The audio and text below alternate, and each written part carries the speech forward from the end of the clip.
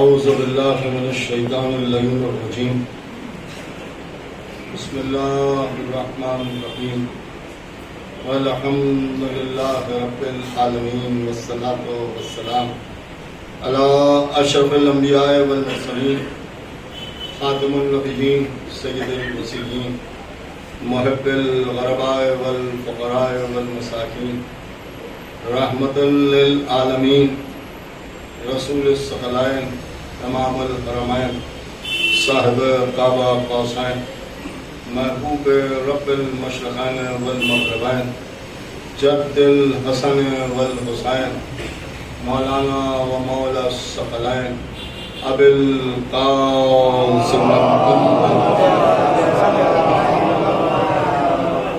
اہل بیت الطیبین الطاہرین المعصومین المظلومین المنتخبین المنتجبین الذین اذهب اللہ عنہم الرجس وطہرہم تطہیرا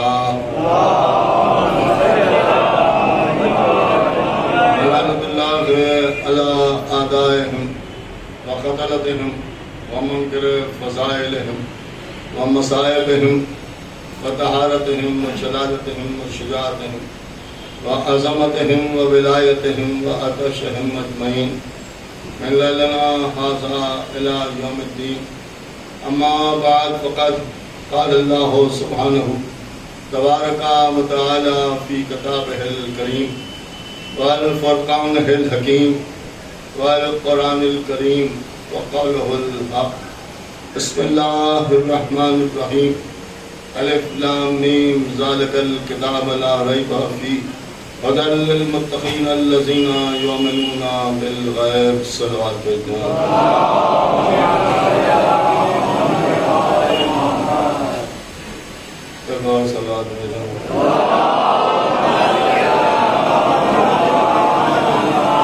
الف لام میم وہ کتاب ہے کہ جس میں کوئی غیب نہیں ہے اور یہ ہدایت ہے متقین کے لیے۔ متقین کون ہیں؟ یؤمنون بالغیب، کہ جو غیب پر ایمان لائے۔ اس کا مطلب یہ ہے کہ غیب پر ایمان لانے والے ہی متقین ہیں، اور متقین سے مراد وہ حضرات ہیں کہ جو غیبت پر ایمان رکھتے ہیں۔ اب ظاہر سی بات ہے کہ غیب پر ایمان لانے کا مطلب بالکل تمہیدی طور پر عرض کروں کہ کون سا غیب ایسا ہے کہ جس پر ایمان لانے کی بات کی جا رہی ہے۔ اس لیے کہ غیب تو بہت سی چیزیں ہیں۔ سب سے پہلے اللہ غائب ہے، پھر ملائکہ غائب ہیں، حوض کوثر غائب ہے، جنت غائب ہے، جہنم غائب ہے، حوریں غائب ہیں، ہوا غائب ہے۔ لہذا نہ جانے کتنی ایسی چیزیں ہیں کہ جو غائب۔ لیکن یہ بھی بات اپنی جگہ درست ہے کہ اگر غیب پر ایمان لائیں تبھی متقی کہلائیں گے اور متقین میں شمار کیا جائے۔ متقین کون ہیں؟ کہ وہ ہیں کہ جن کے لیے نجات ہے۔ اس سے ایک بات ثابت ہوئی کہ نجات بھی متقین کے لیے ہے، اور متقین وہ ہیں کہ جو غیبت پر ایمان رکھتے ہیں۔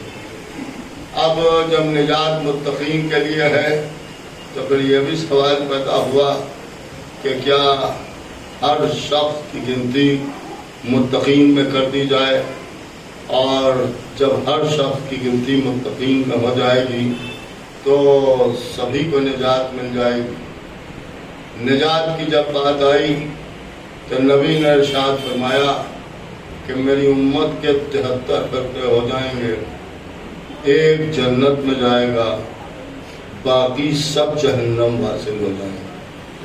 یہ بھی ایک خوبصورت بات ہے کہ فرقے 73 ہوں گے، جنت میں ایک جائے گا۔ فرقے 73 ہوں گے، जन्नत में एक जाएगा। इसका मतलब यह है कि नबी की उम्मत की अक्सरियत जहन्नम में होगी और अक़लियत जन्नत में होगी।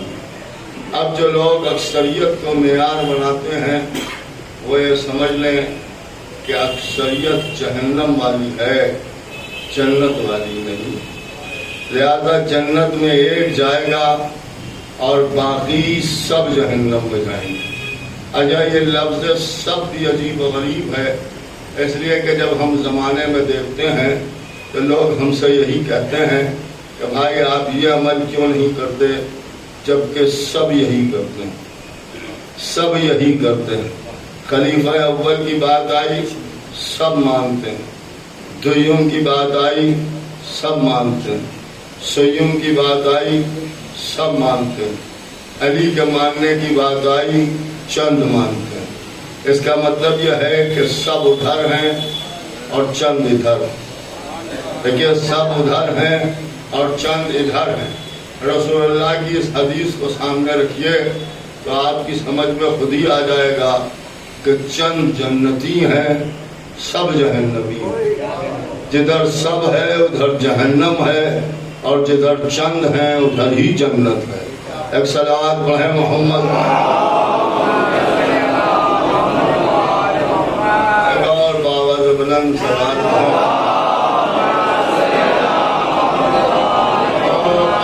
आहिस्ता आहिस्ता मैं आपके सामने अर्ज़ करूं कि इससे ये बात साबित होती है कि निजात एक फ़िरक़े को मिलेगी, सबको नहीं मिलेगी। तो जब एक फ़िरक़े के लिए निजात है तो ये भी मानना पड़ेगा कि मुत्तक़ीन का भी एक ही फ़िरक़ा होगा और सारे फ़िरक़ों में मुत्तक़ीन नहीं मिलेंगे। नाम रख लेना और है, लेकिन हकीकतन मुत्तक़ीन में शुमार हो जाना यह और बात है। तो एक ही फ़िरक़ा है जिसमें मुत्तक़ीन नज़र आएंगे और मुत्तक़ीन की सिफत यह है कि वो गैब पर ईमान रखते होंगे। तो इसका मतलब यह हुआ कि मुत्तक़ीन वो होंगे जो गैब पर ईमान रखते हो। तो उस गैब पर तो सभी ईमान रखते हैं। अल्लाह गैब है, सब मानते हैं। मलाइका गैब हैं, सब मानते हैं। रहमान गैब हैं, सब मानते हैं। पूरे गैब हैं, सब मानते हैं। जन्नत गायब है, सब मानते हैं। देखिए, सब मानते हैं। आप गौर कर रहे हैं जो मैं कर रहा हूँ, तो ये भी बात समझ में आती है कि जो सब मानते हैं वो गैब इस गैब से मुराद नहीं, बल्कि कोई ऐसा एक गैब हो कि जो सब न मानते हो, एक मानता हो। देखिए, एक मानता हो और वो खुदा की कसम सिर्फ और सिर्फ एक ही गैब है कि जो हमारे यहाँ है और हमारा यकीन हमारे इमाम की गैबत पर है। एक सलावत पढ़े मोहम्मद, एक और सलावत भेजते हैं मोहम्मद। लेकिन जब तक आप आजाद मेरी तरफ मुकम्मल तौर पर मुतवज्जे नहीं होंगे, जब तक मैं भी ऐसे ही धीरे धीरे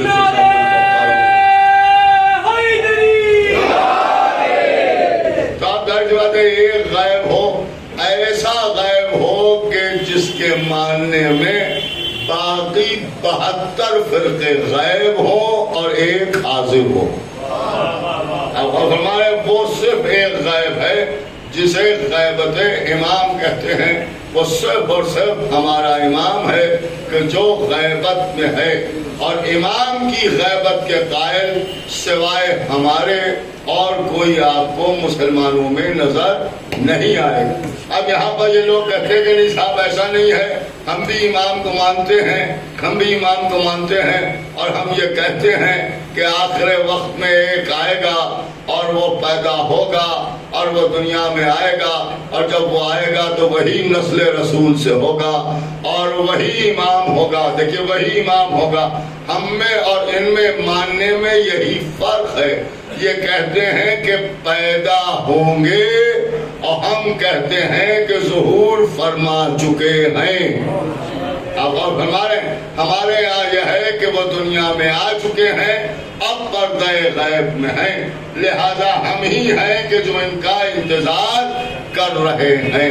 ایک جملہ میں نے اس سے پہلے بھی کسی مجلس میں کہا تھا کہ کبھی آپ غور کیجئے گا کہ یہ ایک عجیب و غریب بات ہے کہ کائنات میں جتنے ہیں وہ سب جانے والے ہیں، بس ایک ہی ہے جو آنے والا ہے، اور جو آنے والا ہے وہ ہماری قسمت میں ہے، اور جو جانے والے ہیں وہ سب کی قسمتوں میں ہے۔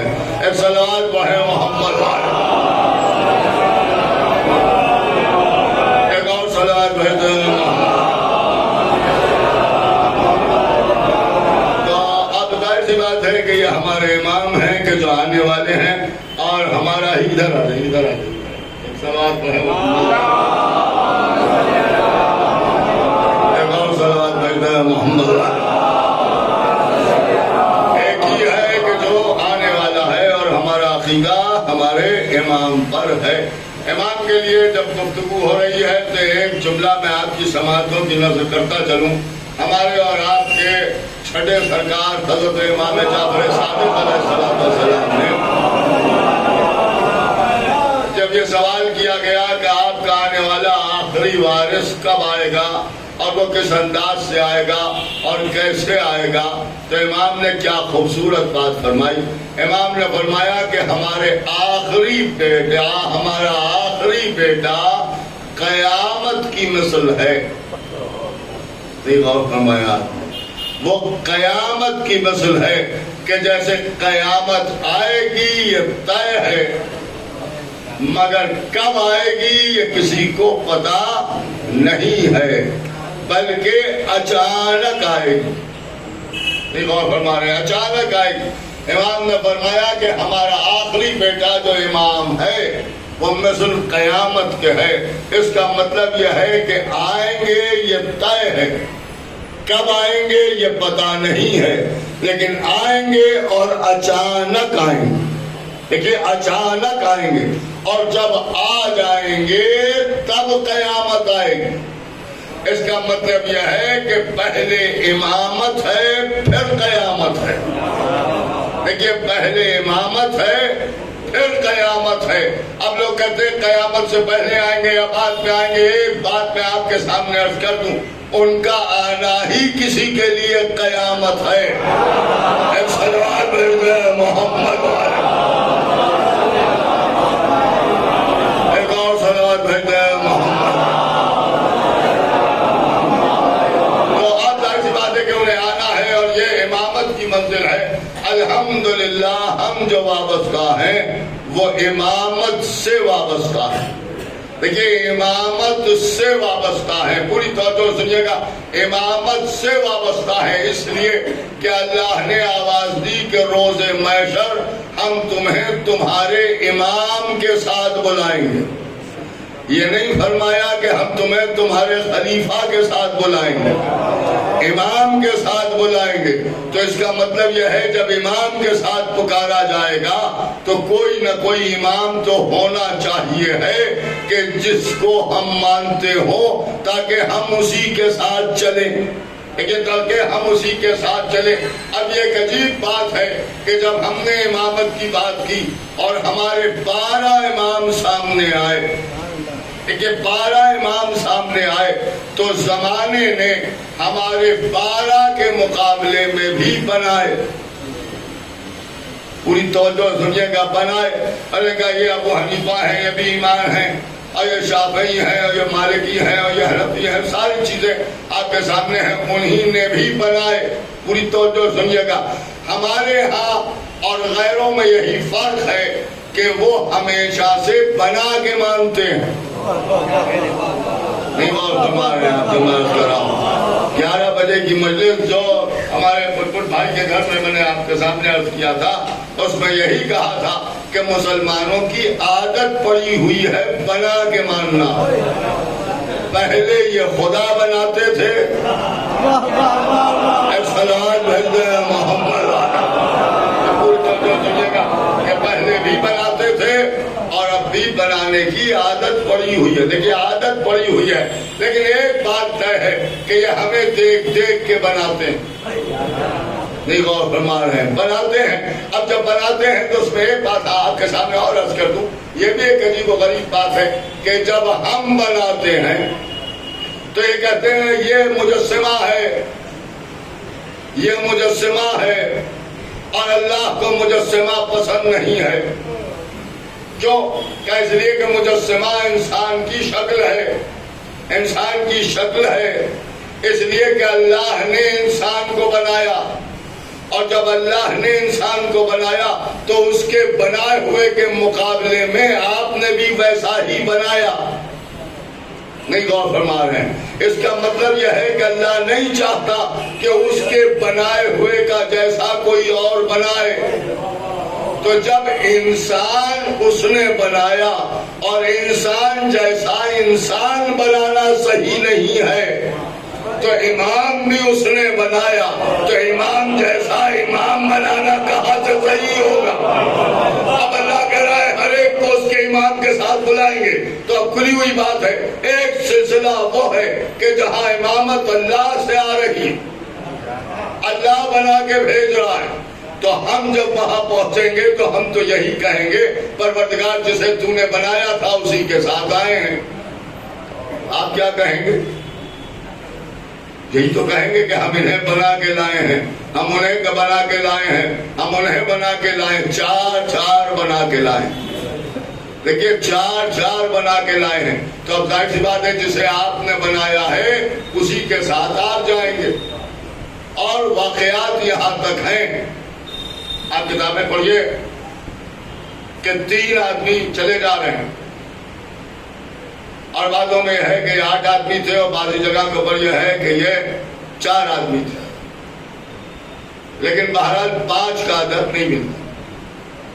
یا 3 ملتے ہیں، یا 4 ملتے ہیں، یا 8 ملتے ہیں. جا رہے ہیں آگے ایک گو جا رہی تھی، یہ جانور ہے، اور انہیں یہ کہا کہ آج یہ ہمارا امام ہے. مذاق میں کہا، ہنسی میں کہا. اللہ نے کہا ہنسی میں بھی اگر کسی کو امام کہہ دیا تو ٹھیک ہے. بس میرے سعادت میں پہنچے. رسول اللہ نے فرمایا قرآن کی آیت نازل ہوئی کہ اللہ کہہ رہا ہے ہر ایک کو اس کے امام کے ساتھ بلائیں گے. اور اس کے بعد مسکرا کے فرمایا کہ کچھ لوگ گو کے ساتھ جائیں گے،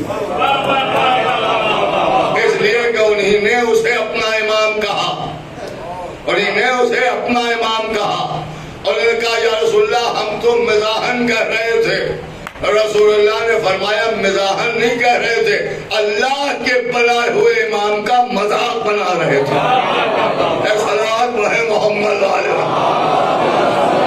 اور بنایا. ظاہر سی بات ہے کہ ہر ایک کو اس کے امام کے ساتھ بلائیں گے، اور جب بلائیں گے تو بھیا جس کا امام جہاں جائے گا وہیں اسے بھی جانا پڑے گا، وہیں اسے بھی جانا پڑے گا.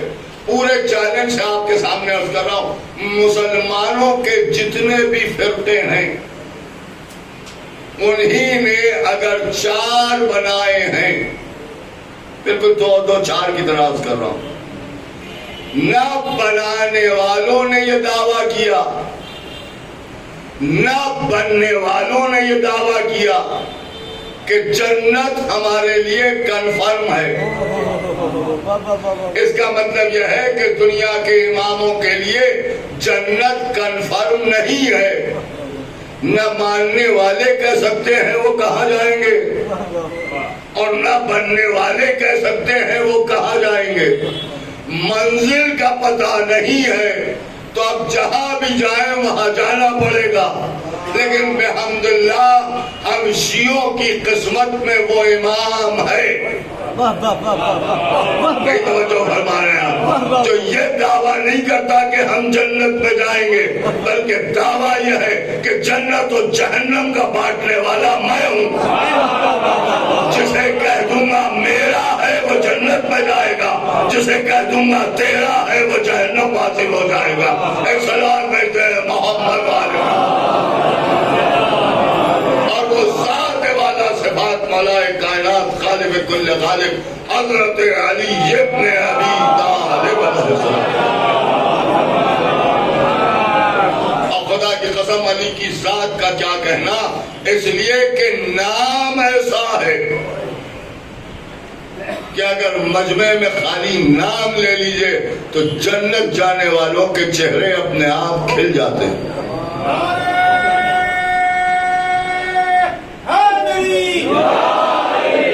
اب آپ نے غور فرمایا، ابھی دیکھیے ہمارے بھائی نے نعرہ لگایا اور کہا کہ نعرہ حیدری، سب نے کہا یا علی۔ پوری توجہ سنیے، اس پر لوگوں کو اعتراض ہے، اور جب اعتراض ہے تو میں تو ایک سیدھی بات جانتا ہوں بھیا کہ اس میں بگڑنے کی کیا بات ہے۔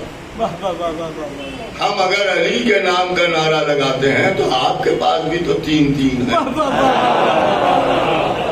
کم سے کم کسی کے نام کا تو نعرہ لگائیں۔ آپ غور فرما رہے ہیں، لیکن خدا کی قسم کسی کا نام کا نعرہ آج تک بن ہی نہیں پایا، لگائیں گے کیا؟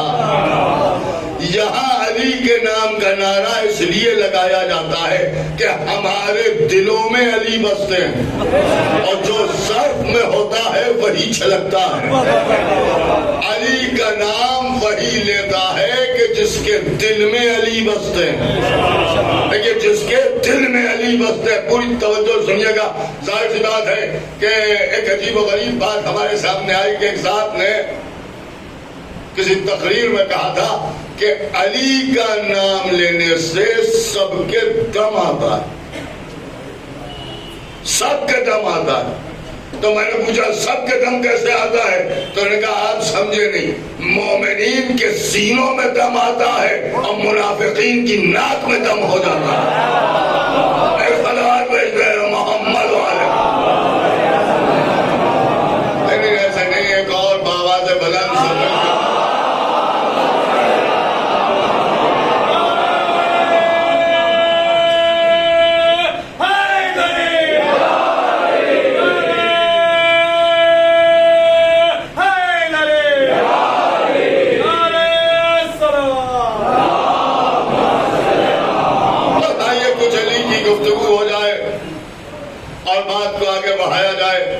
زمانہ یہی کہتا ہے کہ صاحب آپ کی مجلسوں میں، آپ کی گفتگو میں سوائے علی کے کچھ نہیں ہے۔ جناب کمال لکھنوی نے کہا، بڑی خوبصورت بات کہی، وہ کہتے ہیں سورہ یاسین کیا ہے، سورہ رحمان کیا؟ سورہ یاسین کیا ہے، سورہ رحمان کیا؟ سب علی کی گفتگو ہے اور ہے قرآن کا۔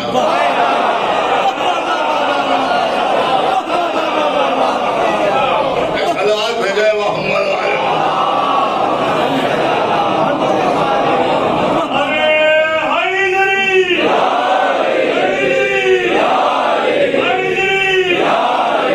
مسئلے بھی بتاتا ہے، ہلاکت سے بچاتا ہے، زبان غیر میں لالا علی مولا، علی مولا، علی مولا، علی مولا، علی مولا، علی مولا،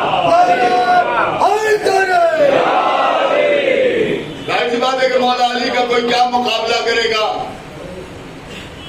بڑی عجیب و غریب بات ہے، خدا کی قسم ہر آدمی علی کے مقابلے پر آنا بھی چاہتا ہے، اور یہ چاہتے ہیں کہ صاحب ہمیں بھی علی جیسا سمجھا جائے، اور پھر پلٹ کے کہتے ہیں ان کی فضیلت ہی کیا تھی، جیسے وہ تھے ویسے یہ ہیں۔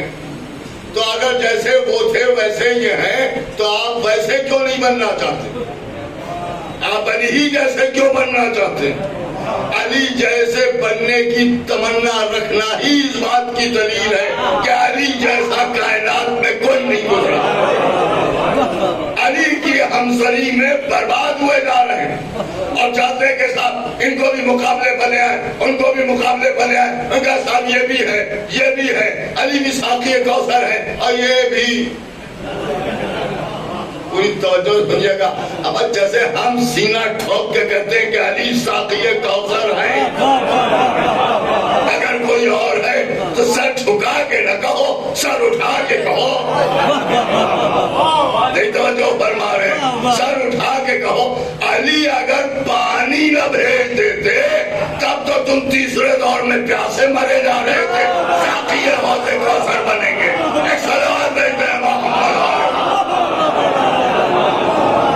ایک اور صلوات بھیجتے ہیں محمد والے۔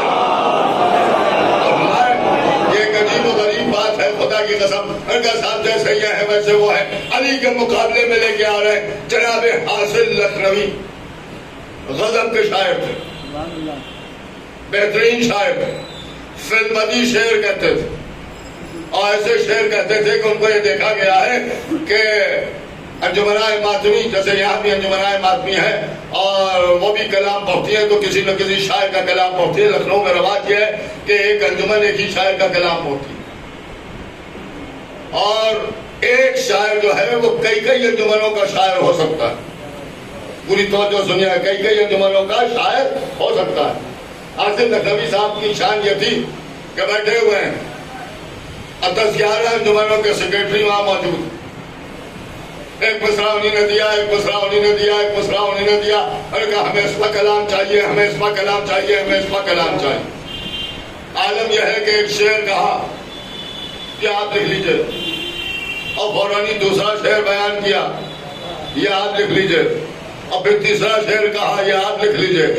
ایک ساتھ 10-11 انجمنوں کو اشعار دیتے تھے، پورا سلام بیان لکھا دیتے تھے، 1 گھنٹے 1.5 گھنٹے کے اندر سب کو کلام لکھا دیتے تھے۔ ایسا شاعر بڑی خوبصورت انداز سے بات کہی، اس لیے کہ لکھنؤ ماشاءاللہ شیعہ سنی جھگڑے کا مرکز رہا ہے، اور ہمارا لکھنؤ کی شان ہے شیعہ سنی جھگڑا۔ کوئی توجہ سنیے گا، اس شان کو کچھ لوگ برباد کرنے پر آمادہ ہیں لیکن ان کی چلے والے کی نہیں۔ کوئی توجہ سنیے گا، میں تم کو صاف صلوات ہے محمد والے۔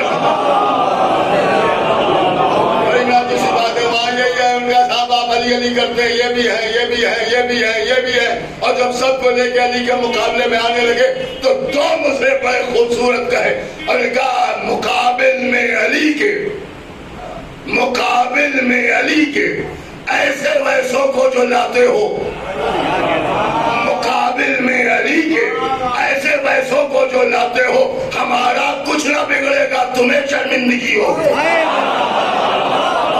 سلوات بھیجے محمد والے۔ اس لیے کہ علی کا ہمسر بننے کے لیے دیکھیں جب تو مصرے ہیں، اور کہتے ہیں جو آدمی بھی ہمسر مشکل کشا بنے، جو آدمی بھی ہمسر مشکل کشا بنے۔ اب شرط دیکھیے گا، یہ نہیں کہا جا رہا ہے کہ پہلے آدم جیسا بنے اور نوح جیسا بنے اور ابراہیم جیسا بنے اور موسیٰ جیسا بنے، عیسیٰ جیسا بنے، ید اللہ بنے، عین اللہ بنے، توج اللہ بنے، سو جائے تو نبی بنے، جاگے تو خدا بنے، کچھ نہیں، بلکہ عجب شرط لگائی، کہتے ہیں جو آدمی بھی ہمسر مشکل کشا بنے پہلے نصیریوں کی نظر میں خدا بنے۔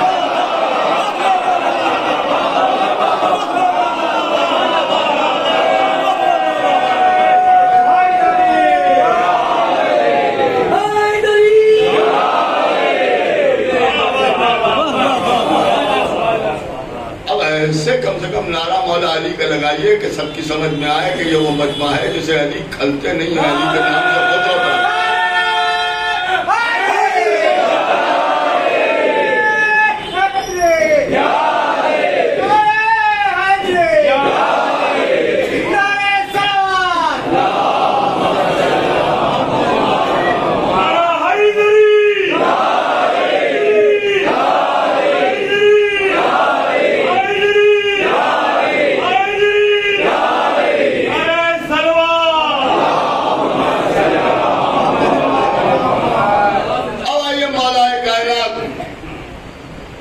نبی نے ہاتھوں پر اٹھا کے غدیر کے میدان میں علی کی ولایت کا اعلان کیا۔ کیا فرمایا؟ اللہ نے آواز دی یا ایھا الرسول بلغ ما انزل الیک من ربک فإن لم تفعل فما بلغت رسالته واللہ یعصمک من الناس. اے رسول پہنچائیے جو آپ پر آپ کے رب کی طرف سے نازل کیا گیا، اور اگر آپ نے نہ پہنچایا تو کار رسالت انجام ہی نہ دیا. واللہ یعصمک من الناس، ہم آپ کو انسانوں کے شر سے بچائیں گے، ہم بچائیں گے. بس ایک بات عرض کرنا ہے، اس کے لیے ساری تمید ہے، پوری طرح سے متوجہ ہو جائیں تو میں بات آپ کے سامنے عرض کروں. ہم آپ کو انسانوں کے شر سے بچائیں گے. اللہ بیجا بات نہیں کرتا. اگر شر کا اندیشہ نہ ہوتا تو اللہ کہتا ہی نہ کہ ہم آپ کو بچائیں گے، لیکن اللہ نے کہا کہ ہم آپ کو انسانوں کے شر سے بچائیں گے. اس کا مطلب یہ ہے کہ یہ وہ مسئلہ ہے کہ جس میں انسان شر کرے گا اور شر کا اندیشہ ہے. جھگڑا ہو سکتا ہے مگر اللہ کہہ رہا ہے آپ اعلان کیجئے. ہوتا ہے جھگڑا تو ہوتا رہے، آپ ولایت پہنچاتے رہیے. اندیشہ ہے تو ہوگا مگر علی کی ولایت کا اعلان کیجئے. اور آپ نے کسی اندیشے کے سبب اگر اعلان ولایت علی کو روکا تو آپ کی رسالت گئی. آج کی سماعتوں پر بھروسہ کرتے ہوئے قرآن کی اس آیت کی روشنی میں ایک جملہ غدیر کی تعریف میں اپنی حیثیت بھر کہہ دوں کہ غدیر حفاظت رسالت کا نام ہے.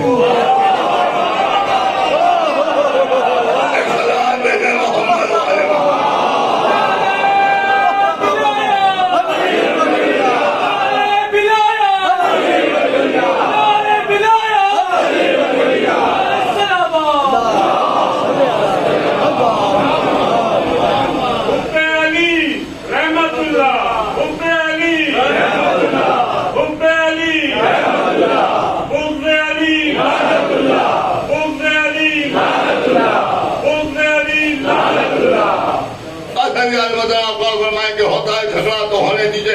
اس کا مطلب یہ ہوا کہ ہر عمل میں اگر شر کا اندیشہ ہو تو عمل روک دو. مگر ولایت علی کے لیے کہا کہ اگر جھگڑا ہوتا ہے تو ہونے دو مگر اعلان ولایت نہ روکنا. اپنے نبی سے کہہ دیا تو امت کیا چیز ہے میاں. رسالت نہیں پہنچائی اگر آپ نے نہ پہنچایا.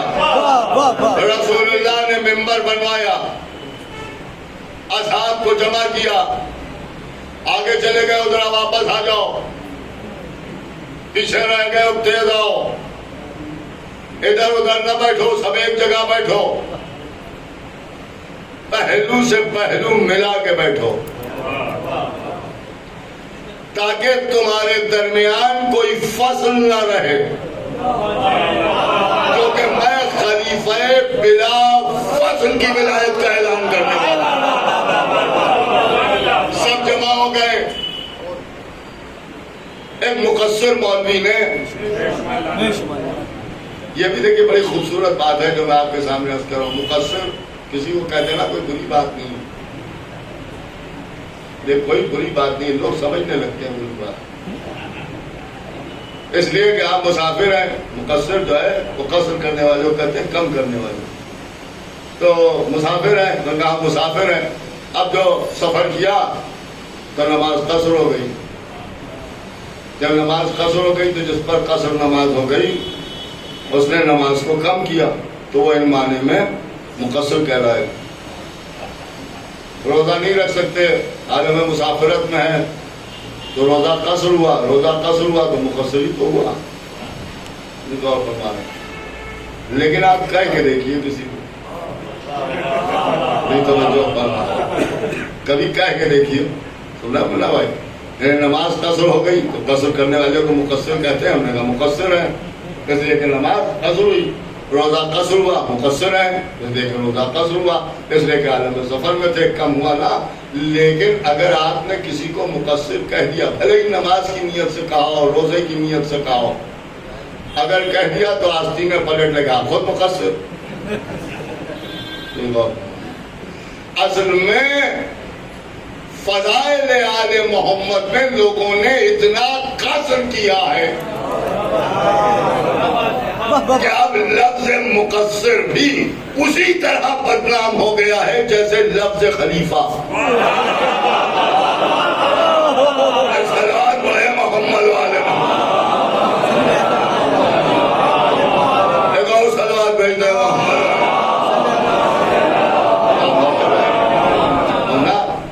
کوئی مسئلہ نہیں ہے، لیکن اگر یہ کہا تو انہوں نے کہا صاحب یہ نہ کہیے۔ بہرحال یہ کہ اس نے یہ بات کہی، پوری توجہ سنیے گا، بڑی عجیب و غریب بات کہی۔ اور کہا صاحب ٹھیک ہے، جو آگے بڑھ گئے تھے انہیں واپس بلا دیا، جو پیچھے رہ گئے تھے ان کا انتظار کیا۔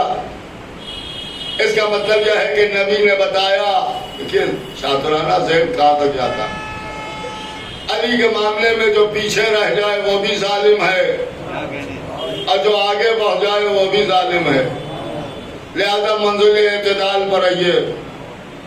خدا غریق رحمت کرے علامہ عرفان حیدر آبادی کو، اللہ کروٹ کروٹ جنت نصیب کرے۔ انہی کا ایک نکتہ میں آپ کے حوالے کرتا ہوں اور انہی کے نام سے کرتا ہوں تاکہ ان کے لیے یہ ایصال ثواب بھی ہو جائے اور زمانے کی سمجھ میں آ جائے کہ کسی کا نکتہ پڑھو تو اسی کے نام سے پڑھو۔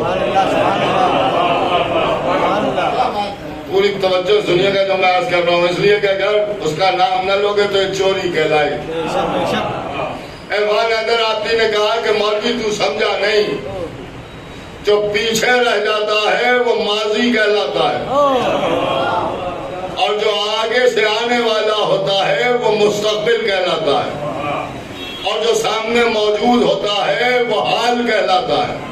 لہذا انہوں نے کہا کہ پیچھے رہ جانے والوں کو آگے نہیں بلایا، آگے بڑھ جانے والوں کو واپس نہیں بلایا، ادھر ادھر گھومنے والوں کو ایک جگہ جمع نہیں کیا، بلکہ نبی نے غدیر میں ماضی کو بھی جمع کیا، حال کو بھی جمع کیا، مستقبل کو بھی سامنے رکھا تاکہ زمانے کی سمجھ میں آ جائے کہ ماضی کے بھی علی مولا ہے، حال کے بھی علی مولا ہے، مستقبل کے بھی علی مولا ہے۔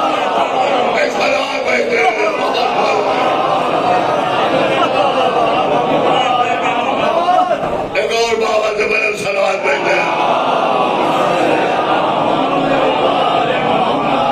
لہذا سب کو ایک جگہ پر حال میں جمع کیا اور جب سب جمع ہو گئے تب مولا علی کو اپنے دونوں ہاتھوں پر بلند کیا اور اس کے بعد فرمایا کہ من کنت مولا ہو فہذا علی مولا، جس کا میں مولا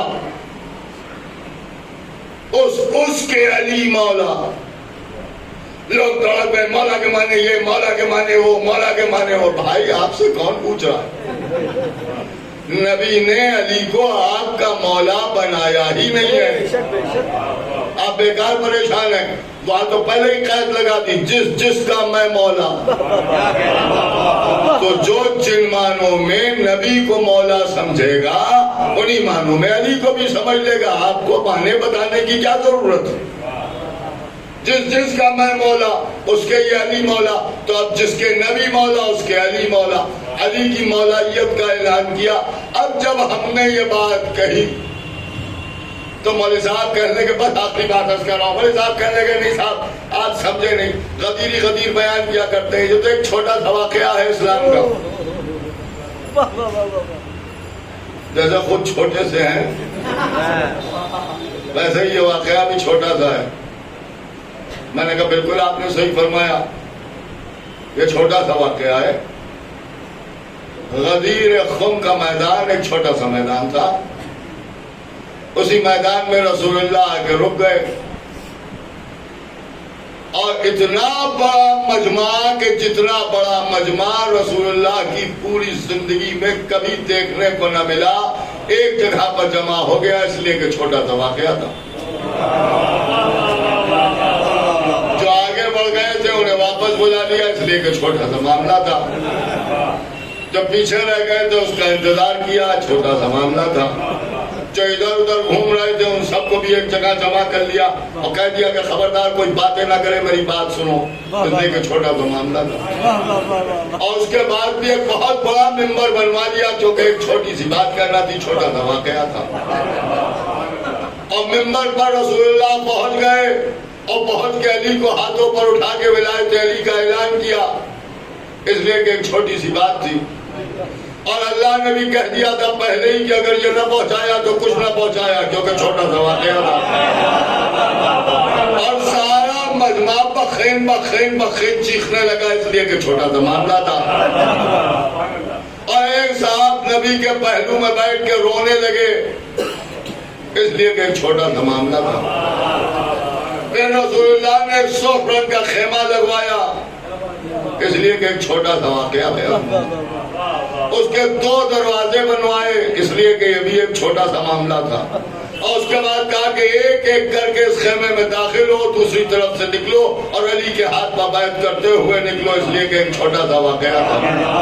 اور پھر ایک ایک کر کے اس خیمے کے اندر جاتے رہے، بیعت کر کے دوسری طرف سے نکلتے رہے، اس لیے کہ چھوٹا سا واقعہ تھا۔ اور ایسا بھی نہیں کیا کہ جو بیعت کرتا جائے وہ اپنے گھر جاتا جائے،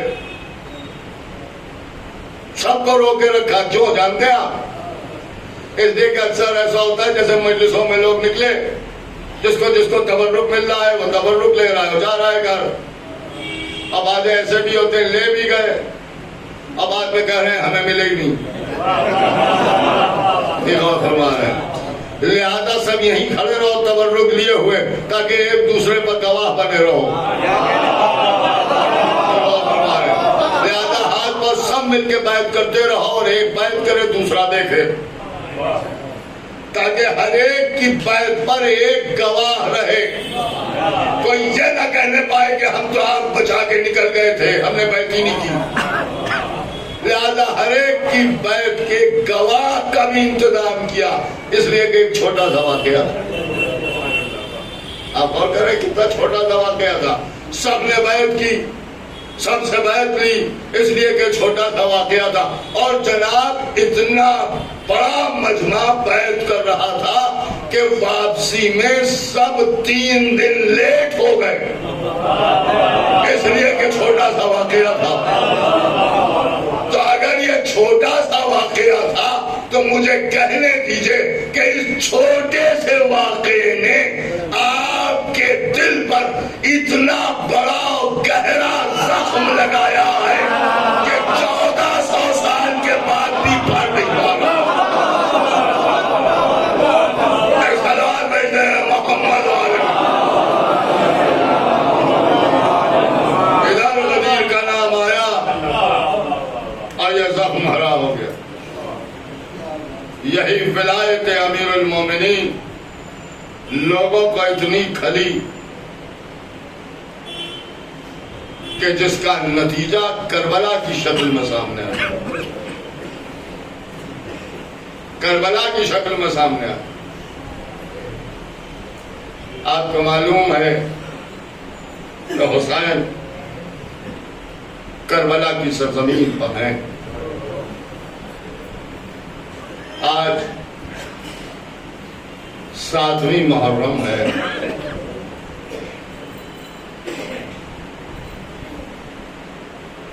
کل آپ یہاں بیٹھ کے شہزادے علی اکبر کے مصائب سن چکے، حسین کے شہزادے کو رو چکے۔ شہزادی لیلا آپ کو اس کی سزا دیں، لیکن آج بھی گریے میں کمی نہ کیجیے گا۔ ایسا نہ ہو کہ عمر فرما یہ فرمائے کہ میرا بچہ تو یتیم تھا، لہذا چاہنے والوں نے ٹھیک سے ماتم نہ کیا۔ حسن کے یتیم کا ماتم ہے، اس یتیم کا ماتم ہے جسے حسین گلے لگا کے بہت دیر تک روتے رہے. جناب قاسم ابن حسن کربلا کی سرزمین پر ہیں. شب عاشور ام فروا نے جناب قاسم کو بلایا, اپنے سامنے بٹھایا, غور سے چہرہ دیکھا اور اس کے بعد فرمایا کہ میرے لال, میں تمہاری ماں ہوں. اے میرے لال یہ بھی یاد رکھو کہ میں بیوہ ہوں. اے میرے لال تم ہی میرا سہارا ہو, لہذا شہزادی کے سامنے ایسا نہ ہو کہ ہمیں سر جھکانا پڑ جائے. اے قاسم صبح کو آل محمد کی قربانی کا دن ہے. اے قاسم سب سے پہلے اپنی جان اپنے چچا پر سے قربان کر دینا. بچے نے آگے بڑھ کے ماں کے بازوؤں کے بوسے لے کے کہا کہ ماں صبح ہونے تو دیجئے, سب سے پہلے ہم اپنے چچا پر اپنی جان نثار کریں گے. عزیزوں آپ رو رہے ہیں, گریہ کیجئے, آنسو بہائیے, اس لیے کہ جناب قاسم کا ماتم ہے. کل آپ کوٹھی میں بھی بڑا گریہ کر رہے تھے, مہندی کی زیارت کر رہے تھے. آج اسی عزاخانے سے جناب قاسم کا صحرا بھی برآمد ہوگا, جو اس بات کی یاد دلائے گا کہ یہ اس کا صحرا ہے جس کے سر پر کربلا میں صحرا نہ بن سکا. قاسم ماں کے پہلو میں بیٹھے ہوئے ہیں کہ ایک مرتبہ حسین نے سب کو جمع کیا, سب کے سب حسین کے خیمے میں آ گئے. حسین ابن علی نے فرمایا کہ جسے جہاں جانا ہے چلا جائے. سب اپنی جگہ بیٹھے رہے, چراغ کو گل کیا مگر سب بیٹھے رہے. پھر چراغ جلا تو دیکھا جو جہاں بیٹھا تھا وہیں بیٹھا رو رہا تھا. حسین نے شہداء کے نام بیان کرنا شروع کیے, سب بیان کر کے رک گئے. قاسم تڑپ کے کھڑے ہو گئے, چچا میرا نام نہیں لیا. میرے لال تمہارے نزدیک موت کیسی ہے, شہد سے زیادہ شیریں ہے. تمہارا بھی نام, تمہارے بھائی علی اصغر کا بھی نام. قاسم پھر تڑپ گئے, چچا میں تو میدان میں چلا جاؤں گا, میرا اصغر تو بہت چھوٹا ہے, کیا اشقیاء خیموں میں چلے آئیں گے. حسین کیسے کہیں کہ اشقیاء خیموں میں نہ آئیں گے. فرمایا میرے لال قاسم علی اصغر کو میں میدان میں لے جاؤں گا, علی اصغر تیر ستم کا نشانہ بنیں گے. قاسم کو اطمینان ہو گیا. صبح عاشور نمودار ہوئی, دوستوں کی لاشیں آ چکی. اب عزیزوں کی باری آئی ہے. آل محمد کے جنازے آ گئے. قاسم قدموں سے حسین کے لپٹ گئے. اے نا چچا مرنے کی اجازت دیجئے, عباس قاسم کو خیمے میں پہنچاؤ. خیمے میں آ گئے, بازو پر بندھا ہوا تعویذ یاد آ گیا. تعویذ کو کھولا, پڑھا, مسکرائے, لے کے دوڑتے ہوئے آئے. چچا اب آپ ہمیں نہ روک پائیں گے. کیا ہوا ذرا یہ تحریر دیکھیے. تحریر حسین دیکھتے رہے, پڑھتے رہے, روتے رہے. قاسم کو گلے لگا لیا, میرے لال اب میں تمہیں نہیں روک سکتا. عباس گھوڑا لاؤ. گھوڑا آ گیا. قاسم کو گھوڑے پر سوار کیا, لیکن ہر رکابوں تک پیر نہیں پہنچ رہے تھے. رکابوں کو پلٹ دیا. قاسم گھوڑے پر سوار ہو گئے. ایک چھوٹی سی تلوار ہاتھ میں ہے. میدان کا رخ کیا, ازرق کو مارا, اس کے 4 بیٹوں کو قتل کیا. تلوار چل رہی ہے. عباس کہہ رہے سبحان اللہ, حسین کہہ رہے ماشاء اللہ. کہ ایک مرتبہ میدان سے آواز آئی, چچا چچا میری مدد کو آؤ. حسین چلے, عباس چلے. آج سنیں گے کیا ہوا. قاسم گھوڑے سے زمین پر گرے. لشکر دیکھ رہا ہے. ہمارے ساتھ نے کہا کیا دیکھ رہا ہو, گھوڑے آگے بڑھاؤ. گھوڑے دوڑنے لگے. ایک ٹاپ پیشانی پر پڑی, دوسری ٹاپ چہرے پر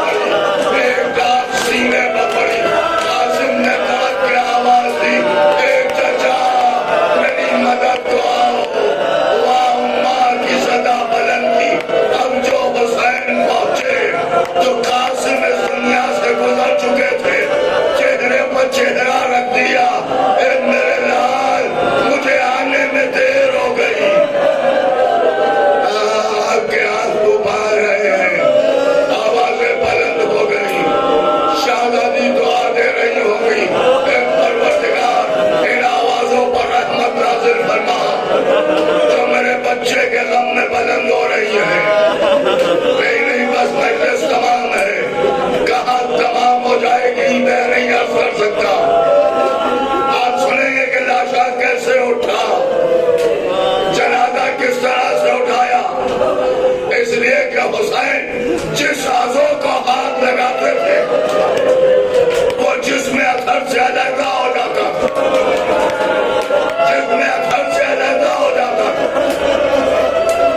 قاسم گھوڑے کی ٹانگوں سے, تیرے پاس الفاظ نہیں ہے, تصور میں ساتھ چاہیے.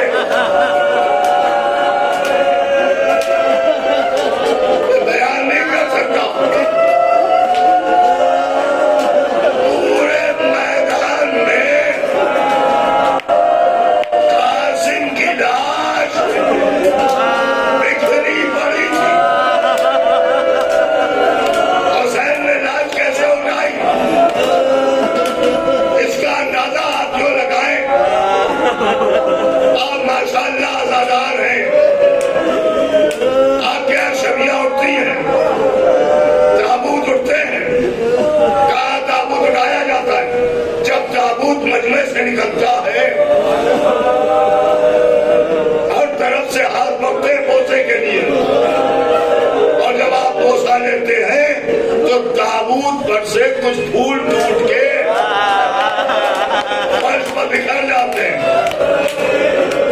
بعد میں احتیاط پسند لوگوں کو ہم نے دیکھا کہ کوئی رومال بچھا لیتا ہے, کوئی چادر بچھا لیتا ہے, اور بچھا کے ادھر سے پھول اٹھایا چادر میں رکھا, ادھر سے پھول اٹھایا چادر میں رکھا.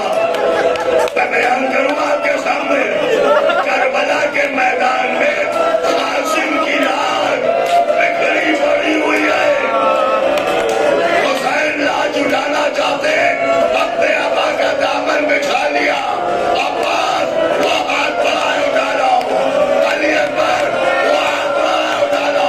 یہ ٹکڑا یہاں سے اٹھایا, وہ ٹکڑا وہاں سے اٹھایا, ایک گٹھری بنا کے لے کے چلے. کہاں خیمے میں آئے, شیطانیوں نے گھیر کے رونا شروع کیا. کسی بیوی کو نہیں معلوم کہ لاش کے سرانے کون ہے, بھائی نے پا کون ہے.